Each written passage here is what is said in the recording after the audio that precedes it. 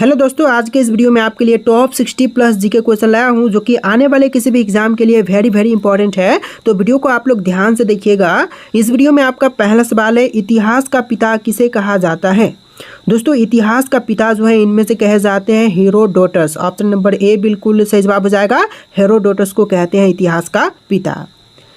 चलिए अगले सवाल है, निम्न में से किसके द्वारा हड़प्पा की खोज की गई थी। देखिए, हड़प्पा की खोज किए जाने वाले इनमें से हो जाएंगे दयाराम साहनी। इनके तहत जो है हड़प्पा की खोज किया गया था। ऑप्शन नंबर ए बिल्कुल सही जवाब रहेगा। चलिए नेक्स्ट क्वेश्चन, ताजमहल को किसने बनवाया था। देखिए, ताजमहल को बनवाने वाले इनमें से हो जाएंगे शाहजहां। ऑप्शन नंबर ए बिल्कुल सही जवाब रहेगा, शाहजहां। चलिए क्वेश्चन नंबर 4 है, ताजमहल को बनाने में लगभग कितने मजदूरों ने काम किया था। तो ताजमहल को बनवाने के लिए टोटल मजदूर 20,000 काम किया था। आपका right answer option number B रहेगा, 20,000 मजदूरों ने काम किया था। चलिए क्वेश्चन नंबर 5 है, गौतम बुद्ध की मृत्यु कहाँ पर हुई थी। तो गौतम बुद्ध की मृत्यु जो है यह हुआ था कुशीनगर में। ऑप्शन नंबर डी बिल्कुल सही जवाब रहेगा, कुशीनगर में। चलिए नेक्स्ट क्वेश्चन, मोहनजोदड़ो में पाई गई सबसे बड़ी इमारत इनमें से कौन सी थी। तो मोहनजोदड़ो में पाई गई सबसे बड़ी इमारत जो है इनमें से हो जाएगा विशाल अन्नागार। ऑप्शन नंबर ए बिल्कुल सही जवाब रहेगा, विशाल अन्नागार। चलिए नेक्स्ट क्वेश्चन, सिंधु घाटी सभ्यता की मुख्य विशेषता इनमें से क्या मानी जाती है। तो सिंधु घाटी सभ्यता की जो मुख्य विशेषता मानते हैं इनमें से हो जाएगा व्यवस्थित शहरी जीवन। ऑप्शन नंबर डी बिल्कुल सही जवाब रहेगा, व्यवस्थित शहरी जीवन।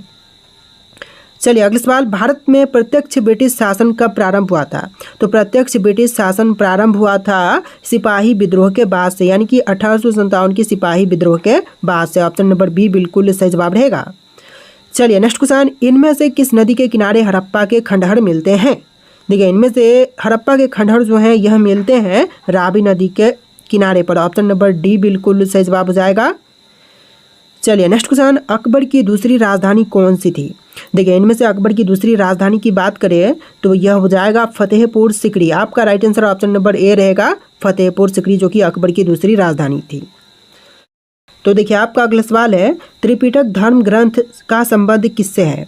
तो त्रिपिटक धर्म ग्रंथ का संबंध इनमें से हो जाएगा बौद्ध धर्म से। ऑप्शन नंबर बी बिल्कुल सही जवाब रहेगा, बौद्ध धर्म से त्रिपिटक धर्म ग्रंथ का संबंध है। चलिए next question number 12, Gautam Buddha ने अपना पहला प्रवचन किस स्थान पर दिया था। देखिए, गौतम बुद्ध ने अपना पहला प्रवचन जो है यह दिया था सारनाथ में। ऑप्शन नंबर ए बिल्कुल सही जवाब रहेगा, सारनाथ में। टोटल इस वीडियो में 60 प्लस जीके क्वेश्चन है, वीडियो को ध्यान से देखिएगा। क्वेश्चन नंबर 13 है, शेर शाह सूरी ने किस मुगल शासक को हराया था। तो शेर शाह सूरी ने जिस मुगल शासक को हराया इनमें से हो जाएंगे हुमायूं। ऑप्शन नंबर सी बिल्कुल सही जवाब रहेगा, हुमायूं। चलिए क्वेश्चन नंबर 14 है, कनिष्क के शासनकाल में क्या आयोजन हुआ था। तो कनिष्क के शासनकाल में जिसकी आयोजन हुआ था इनमें से हो जाएगा चतुर्थ बौद्ध संगीति। ऑप्शन नंबर सी बिल्कुल सही जवाब रहेगा, चतुर्थ बौद्ध संगीति। चलिए नेक्स्ट क्वेश्चन, गौतम बुद्ध किस वंश से संबंधित थे। तो गौतम बुद्ध का संबंध इनमें से हो जाएगा शाक्य वंश से। ऑप्शन नंबर बी बिल्कुल सही जवाब रहेगा, शाक्य वंश से। चलिए नेक्स्ट क्वेश्चन, हल्दी घाटी की लड़ाई किस वर्ष में लड़ी गई थी। तो हल्दी घाटी की लड़ाई की बात करें तो यह हुआ था 1576 में। ऑप्शन नंबर सी बिल्कुल सही जवाब रहेगा, 1576 में। चलिए क्वेश्चन नंबर 17 है, जैन धर्म में कुल कितने तीर्थकर हुए। तो जैन धर्म में कुल तीर्थकरों की संख्या हो जाएगा 24। ऑप्शन नंबर डी बिल्कुल सही जवाब है, 24। चलिए क्वेश्चन नंबर 18, मगध की प्रथम राजधानी कौन सी थी। तो मगध की जो पहली राजधानी थी इनमें से हो जाएगा राजगृह। ऑप्शन नंबर ए बिल्कुल सही जवाब हो जाएगा, राजगृह। चलिए नेक्स्ट क्वेश्चन, पानीपत का प्रथम युद्ध किस वर्ष में हुआ था। तो देखिए, पानीपत की पहली युद्ध जो है यह हुआ था 1526 में। ऑप्शन नंबर ए बिल्कुल सही जवाब हो जाएगा, 1526 में। चलिए अगला सवाल, सिकंदर महान ने जब भारत पर आक्रमण किया उस समय किसका शासन था। तो सिकंदर महान आक्रमण किया था उस समय भारत में शासन था धनानंद का। ऑप्शन नंबर सी बिल्कुल सही जवाब रहेगा, धनानंद का। चलिए अगला सवाल देखते हैं, क्वेश्चन नंबर 21, अर्थशास्त्र की रचना किसके द्वारा की गई थी। तो अर्थशास्त्र की रचना करने वाले इनमें से हो जाएंगे चाणक्य। ऑप्शन नंबर बी बिल्कुल सही जवाब रहेगा, चाणक्य, जिनके तहत अर्थशास्त्र की रचना की गई थी। अगला सवाल है क्वेश्चन नंबर 22, प्रसिद्ध यात्री मार्को पोलो किस देश का निवासी था। तो देखिए प्रसिद्ध यात्री मार्को पोलो यह निवासी था इटली का। ऑप्शन नंबर ए बिल्कुल सही जवाब हो जाएगा, इटली का। चलिए अगला सवाल, क्वेश्चन नंबर 23, निम्न में से किस वर्ष में कलिंग का युद्ध हुआ था? तो देखिए कलिंग का युद्ध जो हुआ था यह हुआ था 261 ईसा पूर्व में। ऑप्शन नंबर डी बिल्कुल सही जवाब रहेगा, 261 ईसा पूर्व में। चलिए next question, question number 24, Ashok द्वारा स्थापित शिलालेखों में किस शिलालेख में कलिंग युद्ध का वर्णन है? तो कलिंग युद्ध का वर्णन जो है इनमें से हो जाएगा 13। ऑप्शन नंबर डी बिल्कुल सही जवाब रहेगा, 13 शिलालेखों में। तो देखिए क्वेश्चन नंबर 25 है, लोधी वंश किसके द्वारा स्थापित किया गया था? तो लोधी वंश की स्थापना जो है करने वाले इनमें से हो जाएंगे Bahlol Lodi. Option number C बिल्कुल सही जवाब रहेगा, बहलोल लोधी। चलिए नेक्स्ट क्वेश्चन, क्वेश्चन नंबर 26, भारतीयों के महान सिल्क मार्ग किसके द्वारा आरंभ किया गया था? तो भारतीयों के लिए महान सिल्क मार्ग का आरंभ जो है करवाने वाले कनिष्क हो जाएंगे। ऑप्शन नंबर डी बिल्कुल सही जवाब है, कनिष्क। चलिए क्वेश्चन नंबर 27 है, भारत में सर्वप्रथम स्वर्ण मुद्राएं किसके शासनकाल में चलाई गई थी? तो सबसे पहले स्वर्ण मुद्राएं जो हैं चलाई गई थी भारतीय यूनानी के समय में। ऑप्शन नंबर डी बिल्कुल सही जवाब हो जाएगा, भारतीय यूनानी। टोटल वीडियो में 60+ जी के क्वेश्चन है, वीडियो को ध्यान से देखिएगा। अगला सवाल है क्वेश्चन नंबर 28, चोल राजाओं की राजधानी निम्न में से कौन सी थी? तो चोल राजाओं की राजधानी की बात करें तो इनमें से हो जाएगा ऑप्शन नंबर का सी, उदयपुर। आपका राइट आंसर जो है ऑप्शन नंबर सी रहेगा, उदयपुर। चलिए नेक्स्ट क्वेश्चन, जूनागढ़ शिलालेख का संबंध किससे है? तो जूनागढ़ शिलालेख का संबंध इनमें से हो जाएगा रुद्रदामन से। आपका right answer option number C रहेगा, रुद्रदामन। चलिए क्वेश्चन नंबर 30 है, संगम युग के इतिहास का संबंध किस स्थान से है? देखिए संगम युग के इतिहास का संबंध इनमें से हो जाएगा तमिलनाडु से। आपका आंसर ऑप्शन नंबर ए रहेगा, तमिलनाडु से। तो देखिए क्वेश्चन नंबर 31 है, तमिल भाषा के गौरव ग्रंथ शिल्पदिकारम व मणिमेखलाई का संबंध किस धर्म से है? तो यह हिंदू धर्म से इनका संबंध है। ऑप्शन नंबर ए बिल्कुल सही जवाब रहेगा, हिंदू धर्म से। चलिए नेक्स्ट क्वेश्चन, क्वेश्चन नंबर 32, किस शासक को भारत का नेपोलियन कहा जाता है? देखिए भारत का नेपोलियन जो है इनमें से कहे जाते हैं समुद्रगुप्त। ऑप्शन नंबर डी बिल्कुल सही जवाब हो जाएगा, समुद्रगुप्त। चलिए नेक्स्ट क्वेश्चन, क्वेश्चन नंबर 33, किस गुप्त शासक के दरबार में नवरत्न रहते थे? देखिए नवरत्न जो थे यह रहते थे चंद्रगुप्त द्वितीय के दरबार में। ऑप्शन नंबर बी बिल्कुल सही जवाब रहेगा, चंद्रगुप्त द्वितीय। चलिए क्वेश्चन नंबर 34 है, निम्न में से किस गुप्त शासक का अन्य नाम विक्रमादित्य था? देखिए अन्य नाम जो कि विक्रमादित्य इनमें से हो जाएंगे चंद्रगुप्त द्वितीय का। आपका राइट आंसर जो है ऑप्शन का बी रहेगा, चंद्रगुप्त द्वितीय। चलिए क्वेश्चन नंबर 35 है, समुद्रगुप्त के जीवनी पर लिखी गई प्रयाग प्रस्थि किसके द्वारा लिखी गई थी? तो प्रयाग प्रस्थिति जो है यह लिखी गई थी हरिसेन के द्वारा। ऑप्शन नंबर डी बिल्कुल सही जवाब रहेगा, हरिसेन के द्वारा। तो देखिए आपका अगला सवाल है क्वेश्चन नंबर 36, इनमें से कौन सी रचना कालिदास की नहीं है? दोस्तों इनमें से जो रचना कालिदास की नहीं है यह हो जाएगा मृच्छकटितम। ऑप्शन नंबर ए बिल्कुल सही जवाब हो जाएगा। बाकी के अभिज्ञान शकुंतलम, रघुवंशम और मेघदूतम जो है सभी के सभी कालिदास की रचना है। तो आपका right answer option number A रहेगा। चलिए next question, question number 37, Panchatantra के रचयिता इनमें से कौन है? दोस्तों पंचतंत्र की रचयिता की बात करें तो इनमें से हो जाएंगे Vishnu Sharma. Option number C बिल्कुल सही जवाब है, विष्णु शर्मा। चलिए क्वेश्चन नंबर 38 है, संस्कृत भाषा का पहला व्याकरणकर्ता कौन था? तो संस्कृत भाषा का पहला व्याकरणकर्ता इनमें से हो जाएंगे पाणिनि। ऑप्शन नंबर सी बिल्कुल सही जवाब है, पाणिनि।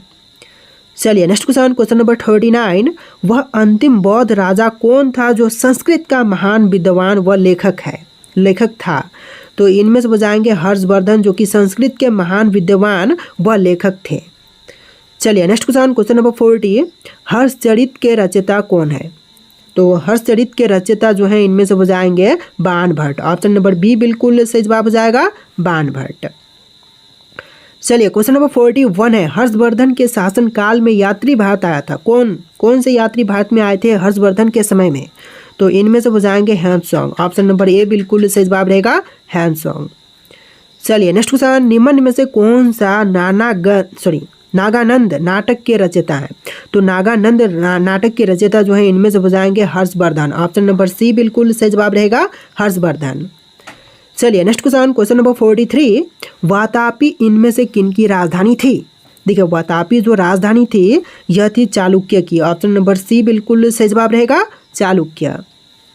चलिए नेक्स्ट क्वेश्चन नंबर 44, किस शासक द्वारा महाबलीपुरम के रथ मंदिर का निर्माण करवाया गया था? तो देखिए जो महाबलीपुरम का रथ मंदिर था इनका निर्माण करवाने वाले हो जाएंगे नरसिंह वर्मन प्रथम। ऑप्शन नंबर डी बिल्कुल सही जवाब हो जाएगा, नरसिंह वर्मन प्रथम। तो देखिए क्वेश्चन नंबर 45 है, किसके शासनकाल के समय में अजंता व एलोरा की गुफाएं चित्रकला विकसित की गई थी? तो अजंता एवं एलोरा की गृह चित्रकला विकसित जो हुआ था यह हुआ था राष्ट्रकूट के समय में। ऑप्शन नंबर बी बिल्कुल सही जवाब रहेगा, राष्ट्रकूट के समय में। चलिए नेक्स्ट क्वेश्चन नंबर 46, इनमें से किसके मध्य तात्कोलम का युद्ध हुआ था? तो तात्कोलम का युद्ध जो है इनमें से हुआ था चोल एवं राष्ट्रकूट के मध्य। ऑप्शन नंबर डी बिल्कुल सही जवाब हो जाएगा। चलिए नेक्स्ट क्वेश्चन नंबर 47, विजय स्तंभ का निर्माण किस शासक ने करवाया था? दोस्तों विजय स्तंभ का निर्माण करवाने वाले शासक इनमें से हो जाएंगे Rana Kumbha. Option number B बिल्कुल सही जवाब है, राणा कुंभा। चलिए क्वेश्चन नंबर 48 है, किसके द्वारा गीत गोविंद काव्य की रचना की गई थी?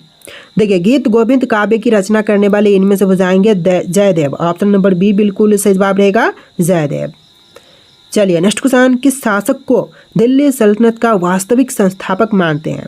तो दिल्ली सल्तनत का वास्तविक संस्थापक जो है इनमें से माने जाते हैं इल्तुतमिश। ऑप्शन नंबर बी बिल्कुल सही जवाब हो जाएगा, इल्तुतमिश।